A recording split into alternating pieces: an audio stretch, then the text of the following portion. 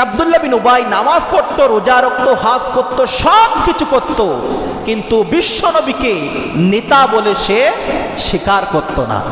এজন্য আল্লাহ তাআলা তাকে মুনাফিক বলেছে, আমার নবীও তাকে মুনাফিক বলেছেন।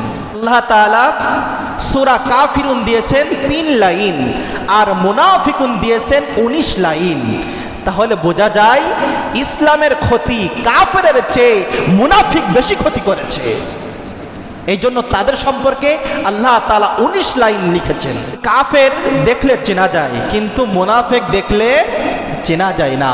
মুনাফিক মুসলমানদের ভিতরে লুকিয়ে থাকে, মুসলমানের ছদ্মবেশে মুনাফিক থাকে, এই জন্য তাদের চেনা যায় না। এই মুসলমান মুনাফিক মুসলমানদের সাথে আতওয়াত করে, মুসলমানদের সাথে সম্পর্ক করে ইসলামের 12টা বাজাবার জন্য তারা সর্বদা চেষ্টা প্রচেষ্টা করতেই থাকে, চালাতেই থাকে। এই জন্য তারা এত জঘন্য।